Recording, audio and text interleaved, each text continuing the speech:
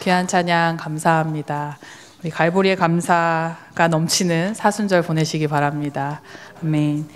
3월이 되면서 우리 교회 학교 아이들은 다 이제 새학년 새학기를 맞이하였습니다.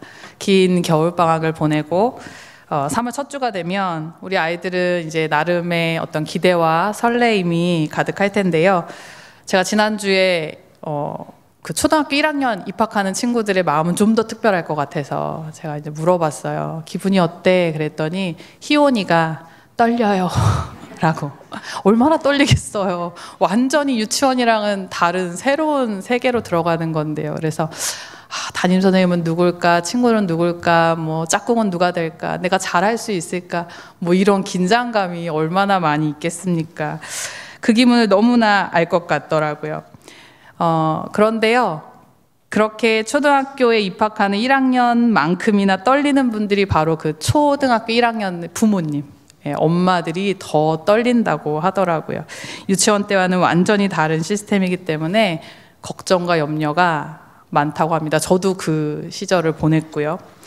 그래서 요즘에는 얼마 전에 제가 뉴스 기사를 봤는데 아이가 초등학교에 입학을 하면 엄마들이 해야 하는 과업 중에 하나가 뭐냐면 아이에게 친구를 만들어주는 과업이 하나 더 늘었다고 합니다.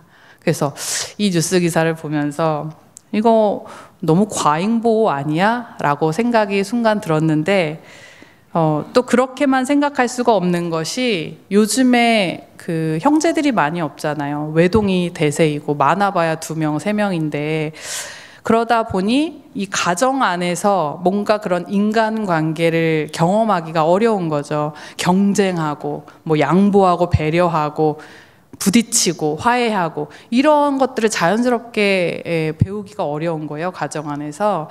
그렇다 보니까 또 친구를 만나기가 어렵고 또 유아 시기부터 요즘은 사교육이 열풍이기 때문에 놀이터에 가면 친구들을 만나기가 쉽지가 않은 거예요. 아이들 다 학원 가 있거든요. 유치원 때부터 벌써 뭐 태권도 학원, 피아노 학원 다니거든요. 그러니까 친구들을 자연스럽게 만날 공간이 마땅치 않은 것이죠. 그래서 저도 개인적으로 생각해 보면 자연스러운 게 좋은 게 아닌가라는 또 생각도 들지만 요즘 우리가 사는 이 현실이 그렇지만은 또 않은 것 같습니다. 아마도 부모의 바람은 이왕이면 우리 아이가 두루두루 좀 잘 지내기를 원할 것이고 이왕이면 마음이 잘 맞는 친구, 좀 좋은 친구. 글쎄요, 좋은 친구의 기준이 뭘까요? 뭔가 부모의 수준도 맞았으면 좋겠고 아이와 서로 싸우지 않고 배려하면서 잘 만났으면 하는 뭔가 그런 바람들이 있는 것 같습니다. 여러분들은 그런 친구가 있으신가요? 여러분과 마음이 잘 맞고 딱 얘기하면 척 하고 알아듣고 배려 잘 하고 언제든 만나면 막 반갑고 기쁜 그런 친구들이 있으신가요? 저는 그런 친구가 있다면 진짜 복이라는 생각이 듭니다. 저도 중학교 때 만났던 친구들이 지금까지도 아주 끈끈하게 우정을 이어오고 있는데 보면 그렇게 좋아요. 같이 고민도 서로 허물없이 이야기하고 같이 흉도 좀 봐주고 이러면서 좋은 관계를 유지하고 있는데 그런 거 생각하면 참 복이 있다라는 생각이 듭니다. 그리고 무엇보다도 우리가 또 찬양했듯이 위로가 되시고 힘이 되어주시는 우리 예수님이 우리에게 정말 참 좋은 친구가 되어주시죠. 우리가 이 사순절 기간에 나의 친구 되신 예수님, 그분이 나를 어떻게 사랑하시는지, 얼마나 사랑하시는지 그분의 사랑에 대해서 깊이 묵상할 수 있는 사순절을 보내셨으면 좋겠습니다. 특별히 오늘 말씀을 통해서 예수님의 사랑에 대해서, 정말 그 기막힌 사랑에 대해서 오늘 함께 이야기를 나누고자 합니다. 오늘 본문은 역시나 우리가 잘 아는 본문인데요. 율법학자가 예수님을 시험하려고 찾아와서 질문을 합니다. 내가 무엇을 해야 영생을 얻을 수 있습니까? 라고 묻죠. 그때 예수님은 이렇게 해야 영생을 얻을 수 있어 라고 친절하게 답을 가르쳐 주시지 않습니다. 왠지 아십니까? 율법학자는 성경을 연구하는 사람으로서 율법 전문가입니다. 그러니까 신학을 전공한 신학자인 거죠. 그런 율법학자가 예수님에게 영생에 대해 질문을 한다는 것은 그가 진짜 몰라서 묻는 것이 아니라 이미 자신 안에 그 문제의 답을 가지고 있지만 예수님을 시험하기 위해서 묻는다라는 것을 예수님은 알고 계셨던 것입니다. 그래서 예수님은 다시 그 질문을 돌려줍니다. 율법학자에게. 율법에 무엇이라 기록되었으며 네가 어떻게 이해하고 있는가 하고 질문을 하시죠. 그때 율법학자는 하나님을 사랑하고 이웃을 사랑하는 것입니다 라고 대답합니다. 그때 예수님이 잘 안 해. 그대로 행해라. 그럼 영생한다. 이렇게 얘기를 해주시는 거죠. 그런데 여기서 대화가 끝나지 않고 율법학자가 또 한 번 질문을 합니다. 내 이웃이 누구니까? 그러니까 이번에도 예수님은 네 이웃은 이 사람이다. 이렇게 말해주시지 않으신다라는 거예요. 하나의 비유로 이야기를 하시는데요. 우리가 잘 아는 사마리아인 비유 얘기하시죠. 어떤 사람이 길을 가다가 강도를 만났어요. 거의 죽을 것처럼 쓰러져 있었습니다. 그런데 그때 한 제사장이 지나가는데 그 강도 만난 자를 보고도 그냥 지나쳐 가요. 그 다음에 또 한 레위인이 그 광경을 목격하는데 보고도 그냥 지나갑니다. 마지막 세 번째 사마리아 사람이 그걸 봤는데 그냥 지나가지 않고 그의 상처를 싸매어주고 주막에 데리고 가서 돌보아주고 돈을 대신 또 내어주는. 여러분, 그러면서 이 세 사람 중에 누가 강도 만난 자의 이웃이 되겠느냐라고 예수님 물어보시거든요. 그런데 율법학자가 자비를 베푼 자니이다 라고 이야기를 합니다. 그제서야 예수님은 가서 너도 이와 같이 해라 라고 말씀하시죠. 여러분, 오늘 율법학자가 내 이웃이 누구니까 라고 질문했는데 이 질문을 우리가 잘 생각해 보면 이 말은 영생을 얻기 위해 이웃을 사랑하라고 하셨는데 그렇다면 내가 어디까지 사랑해야 할 의무가 있습니까? 다시 말하면 내가 어떤 이들을 내 주위에 두어야 합니까? 내가 어떤 이들을 친구 삼아야 옳습니까? 이렇게 묻는 것입니다. 여러분, 사실 율법학자의 이 질문에는 한 가지 오류가 있습니다. 무엇입니까? 우리가 영생을 얻을 때에 그것이 우리의 어떤 선한 행위나 노력으로 얻을 수 있다라고 믿는 것입니다. 여러분, 하나님을 사랑하고 이웃을 사랑하는 그 신앙생활을 하면 그 자체가 영생이고, 여러분, 내가 무엇을 열심히 해서 은혜가 주어지나요? 영생이 주어지나요? 그것이 아니라 오직 하나님의 은혜로 주어지는 삶이 바로 영생이라는 것을 이 율법학자는 알지 못했던 것이죠. 우리가 잘 아는 그 마태복음 19장의 부자 청년도요, 예수님께 나와서 당당히 물어보거든요. 자기는 이제 선한 일을 다 했다 이거예요. 그러면서 예수님한테 이제 내가 무슨 선한 일을 더해야 영생을 얻을 수 있습니까? 아주 당당하게 질문을 합니다. 그때 예수님 뭐라고 얘기하시냐면, 그래, 너가 그렇게 잘났니? 그러면 너 전 재산 다 팔아서 가난한 사람 다 주고 나를 따라와라. 할 수 없는 불가능한 요구를 하시거든요. 이 말은 뭐냐면 영생은 그런 게 아니야. 네가 뭔가를 한다고 해서 그 어떤 행위로 오는 것이 아니야. 하나님의 은혜로 오는 것이란다. 이것을 알려주시는 것이죠. 여러분, 영생을 얻는 방법은 결국은 뭐냐면 사랑의 삶을 사는 것입니다. 하나님을 사랑하고 이웃을 사랑하는 삶이 곧 영생이라고 하는 것이죠. 오늘 율법학자는 자신의 질문이 무엇이 잘못되었는지 깨닫지 못했습니다. 그런데 오늘 예수님의 이야기, 이 비유 이야기는 율법학자에게는 굉장히 혼란스러운 이야기가 아닐 수 없습니다. 먼저 예수님은요, 너의 이웃이 누구인지 말씀해 주시지 않으셨고 하나의 이야기를 얘기해 주셨는데 그게 바로 강도 만난 자의 이야기죠. 그 이야기에서 첫 번째, 두 번째 사람은 그냥 다 지나가는데 하필이면 마지막 세 번째 사람이 그를 구해줬어요. 그런데 그 사람이 누구입니까? 사마리아 사람이라는 거예요. 우리가 사마리아 사람 하면 항상 그 앞에 어떤 형용사가 붙습니까? 선한 사마리아인 이렇게 붙죠. 그러면 우리는 생각할 때 사마리아인 사람들은 착하구나 라고 생각할 수 있지만 이스라엘 사람들에게, 유대인들에게 사마리아 사람은 그냥 원수입니다. 끈질긴 악연을 가지고 있는 원수라는 거죠. 이스라엘이 그 역사 속에서 남과 북이 분열됐던 그런 분열 왕국 시대에 세 번째 왕이 오므리 왕인데, 그 북이스라엘의 오므리 왕이 사마리아를 수도로 삼았거든요. 근데 그때 당시에 사마리아는 이방신의 성지 같은 곳이었어요. 이방신을 섬기는, 아주 활발하게 섬기는 지역이었습니다. 그리고 야훼 신앙을 굉장히 훼손시켰던 마치 이단과도 같은 그런 존재가 바로 사마리아였습니다. 근데 그런 역사를 가지고 있었고, 이후에 느헤미야 시대에 이제 성전 재건을 하려고 오잖아요. 이스라엘 사람들이 예루살렘으로. 그런데 그때 사마리아인들이 우리도 그것을 돕겠다, 협조하겠다라고 얘기하는데 유대인들이 그걸 딱 반대합니다. 그랬더니 사마리아 사람들이 어떻게 해요? 성전 건축을 막 방해하죠. 그러면서 더 이 악연이 계속 되는 것입니다. 원수이죠, 그냥. 그래서 오늘 율법학자는 하필이면 그 마지막에 자비를 베푼 사람이 누구예요? 왜 우리의 원수 사마리아인이냐는 거예요. 그게 너무 충격적인 거예요. 예수님의 이야기 속에 이 사마리아인이 착한 사람으로 등장하는 것 자체가 이 율법학자에게는 못마땅한, 마음에 들지 않는 이야기라는 것이죠.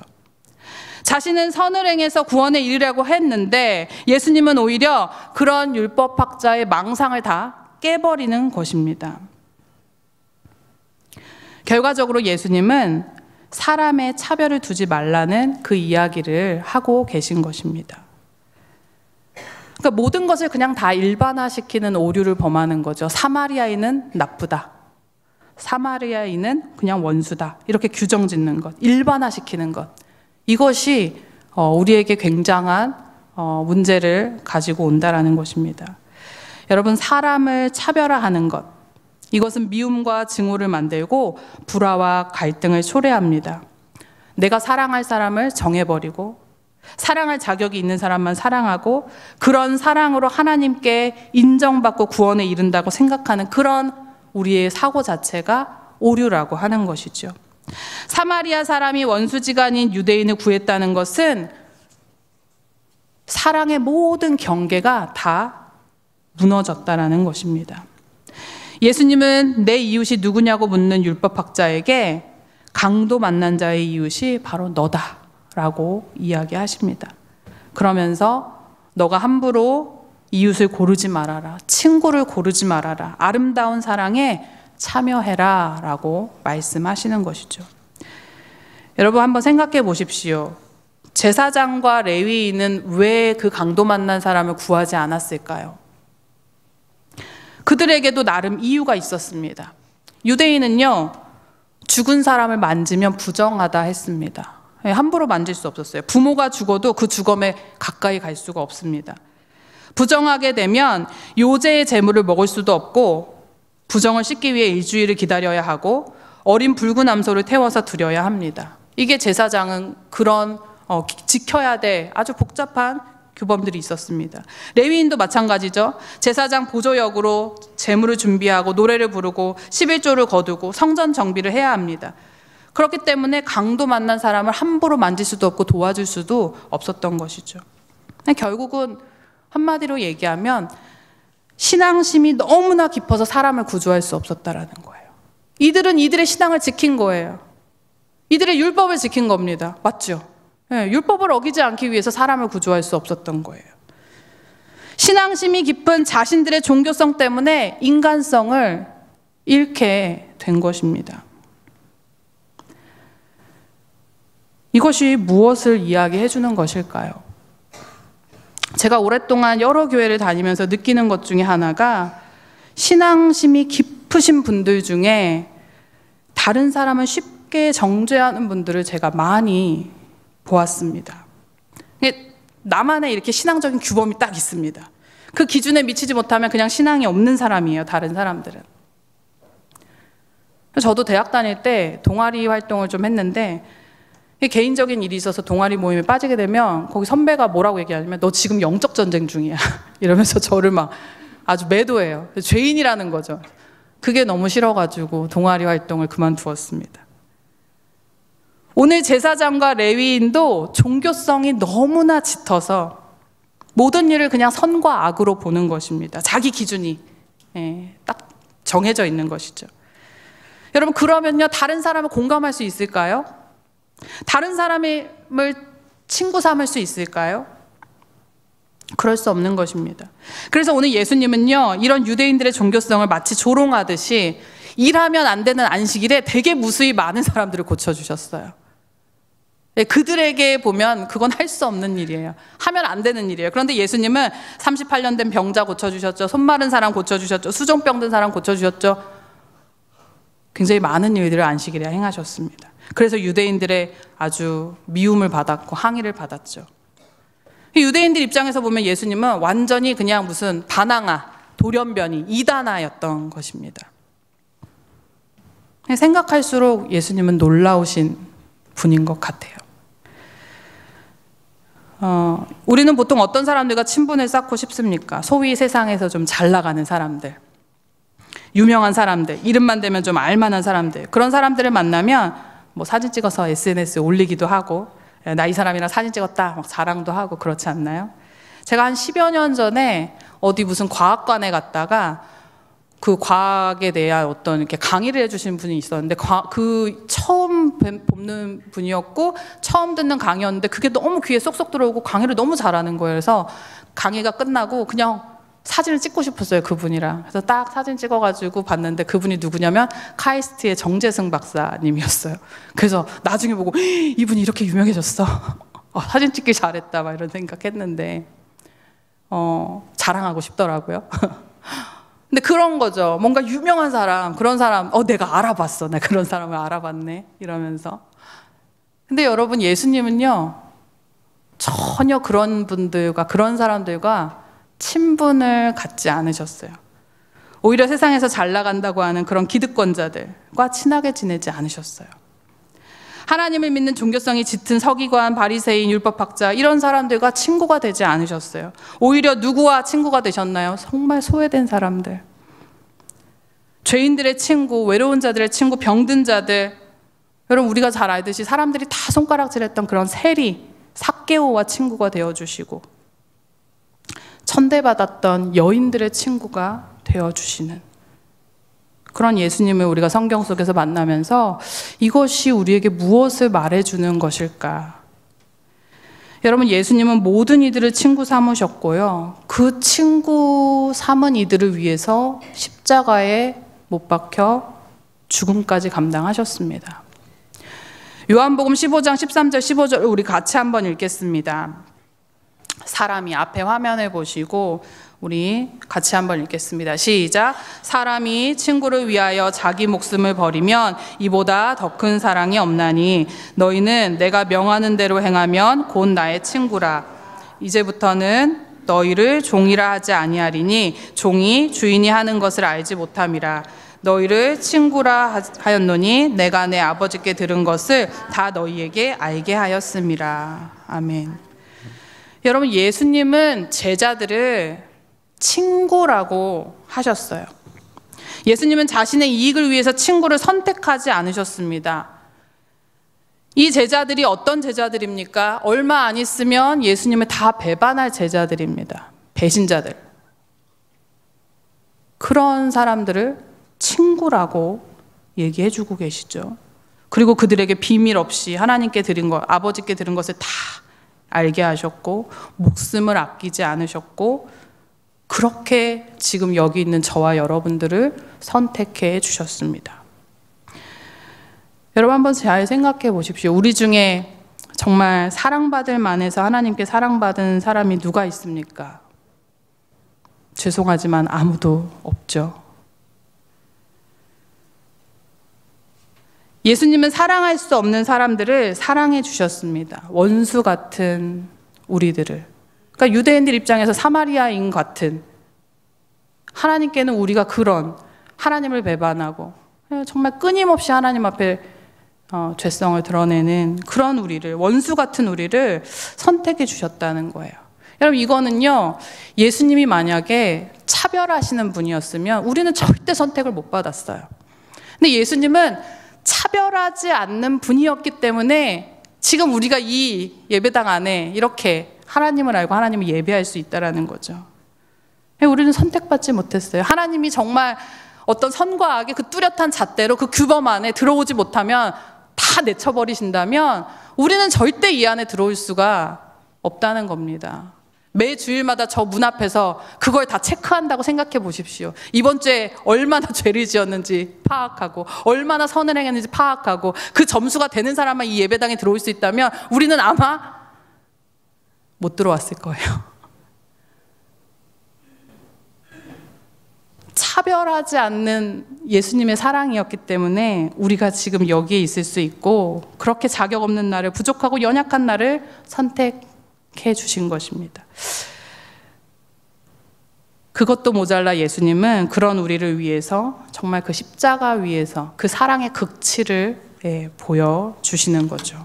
얼마나 사랑하면 죽기까지 사랑하실까. 제가 이 말씀을 준비하면서 남편에게 나를 위해서 죽어줄 수 있냐고. 근데 대답을 안 해요, 끝까지.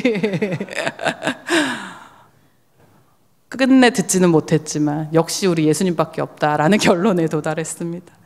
여러분 찬송가 88장 우리가 아까 찬송을 불렀는데요. 거기 보면 이런 가사가 있어요. 내 마음이 아플 적에 큰 위로 되시며 나 외로울 때 좋은 친구라.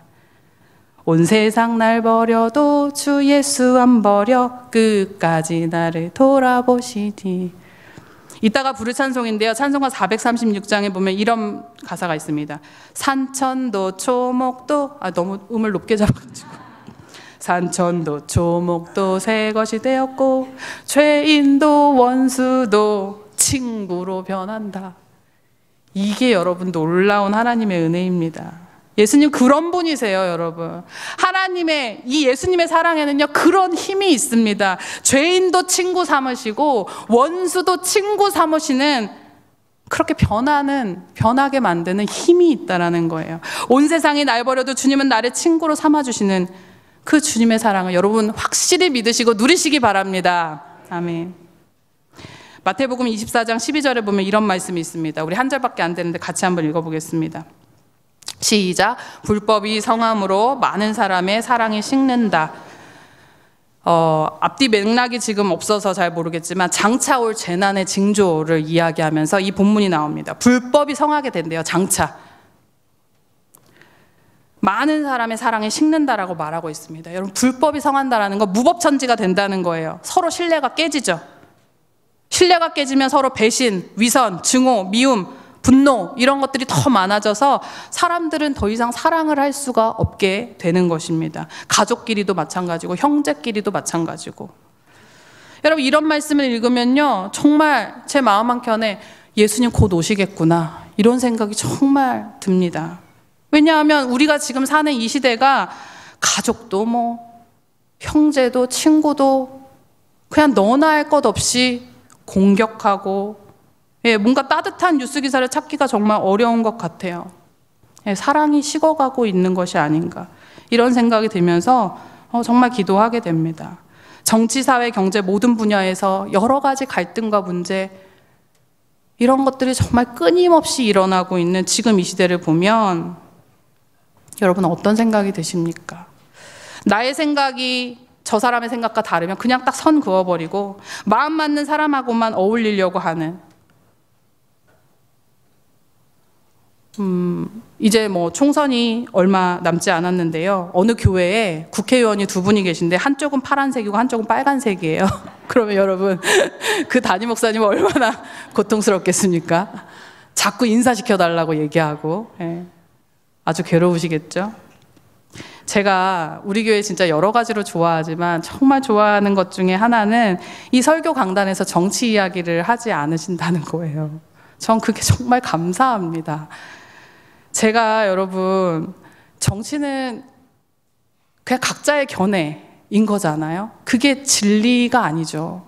그냥 각자의 견해죠. 저에게도 생각이 있고 여러분들에게도 생각이 있어요. 근데 제가 여기 이 자리에서 여러분 이 색깔이 답입니다 라고 말한다면 이것은 폭력입니다. 폭력. 제가 정말 무수히 많은 분들의 그 원성을 들었고요. 그 이전에 다닌 교회에서 담임 목사님이 이런 설교에서 정말 괴로워요. 떠날 거예요. 이런 분들의 원성도 많이 들었어요. 너무 괴로운 분들. 그래서 지금 실제로 어느 교회들은 그 문제 때문에 아주 뭐 쪼개지고 찢어지고, 그냥 우리가 다른 것도 아니고 왜 그 정치 얘기를 해서 그런 분란이 생기나라는 생각이 듭니다. 간혹 제 주변에도 그런 자신의 정치 견해를 자꾸 강조하시는 분들이 계세요. 저희 집도요, 견해가 다르거든요. 그래서 저희는 평화를 위해 서로 이야기하지 않습니다. 그게 좋아요. 그냥 각자의 생각에 맡기는 것이죠. 우리는요, 자꾸만 이분법적으로 생각하는 경향이 있습니다. 이게 선이냐 악이냐, 옳으냐 그르냐. 그런데 세상의 모든 것이 어떻게 이 두 가지 중 하나로 설명이 될까요? 여러분, 우리 한 사람을 설명할 때도 되게 복잡하잖아요. 여러분들이 보시기에 저는 선한 사람일까요? 악한 사람일까요? 말씀 잘 하셔야 됩니다. 저는요, 하나님 앞에서는 정말 죄인입니다. 근데 제가 생각보다 착한 사람이거든요. 근데 또 생각보다 진짜 못돼 처먹었어요, 제가. 저는 그걸 알죠. 저는 선과 악으로 두 가지 중 하나로 딱 얘기하기가 너무나 복잡한 사람이에요. 우리 모두가 다 그래요. 누구에게는 정말 좋은 사람이고 누군가에는 정말 나쁜 사람이고요.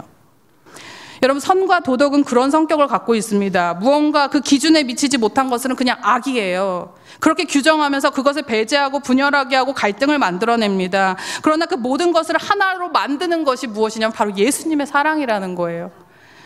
예수님의 사랑은요, 찢어진 것을 다 봉합하고 나눠진 것을 하나로 만들고 화해하고 평화를 이끌어내는 힘이 있는, 정말 힘이 있는 예수님의 사랑이라는 것입니다. 여러분, 이게 바로 우리 기독교의 아름다움입니다. 예수님의 사랑은 정말 아름다운 사랑이에요. 특별히 오늘 남성교회 헌신 예배로 드리는데, 이제 말씀을 정리하면서 세상에 도움이 필요한 곳이 정말 얼마나 많습니까? 그런 곳에 우리가 어디든지 손을 내밀고 예수님처럼 차별 없이 어디든지 찾아가고 선한 영향력을 끼치는 남성교회가 되기를 바랍니다. 특별히 또 오늘 이 말씀을 통해서 우리가 한번 정말 깊이 있게 생각해 보길 원합니다. 내가 누군가에게 상처를 주지는 않았는지, 나의 폭력적인 사고로, 나의 말과 행동으로 차별을 하지는 않았는지 우리 자신을 좀 솔직하게 돌아볼 수 있기를 바랍니다. 예수님의 사랑은, 오늘 제목은 예수님의 사랑은 점점점 차별 없는 사랑입니다. 차별하지 않는 사랑이에요. 모두의 친구가 되어주시는 예수님의 사랑을 여러분 마음속에 새기면서 나 같은 사람도 사랑하셨다. 말 다 한 거죠. 말 다 한 겁니다. 정말. 우리도 다른 이들을 차별하지 않고 정말 많은 사람들의 친구가 되어줄 수 있는 그런 믿음의 사람들이 되기를 간절히 소원합니다. 기도하겠습니다. 사랑의 하나님, 예수님의 사랑은 죄인도 원수도 친구로 만드는 힘이 있음을 믿습니다. 자격 없는 저희들을 친구 삼아 주시고 연약하고 부족한 저희들을 한없이 사랑하여 주시는 주님의 은혜에 감사를 드립니다. 주님의 큰 사랑 속에 살면서도 여전히 우리 안에 선을 긋고 다른 이들을 쉽게 판단하고 정죄하는 우리의 무지함을 주님 용서하여 주시옵소서. 예수님이 차별하지 않고 모든 이들을 친구 삼아 주시고 특별히 오늘의 나를, 우리를 그렇게 사랑하여 주신 것처럼 우리도 차별하지 않고 정말 사랑으로 많은 이들에게 다가갈 수 있는 넓은 마음을 주님 우리에게 허락하여 주시옵소서. 우리가 정말 사회 곳곳에 찢어지고 나뉘어진 것들을 봉합할 수 있는, 정말 하나 되게 할 수 있는 그런 아름다운 영남교회가 되게 하여 주시고 아름다운 예수님의 사랑을 전하기에 부족함이 없는 복된 영남교회가 될 수 있도록 주여 인도하여 주시옵소서. 예수님의 사랑을 깊이 깨닫고 순종하는 이 사순절이 되길 간절히 소원하며 감사드리며 귀하신 예수님의 이름으로 기도드립니다. 아멘.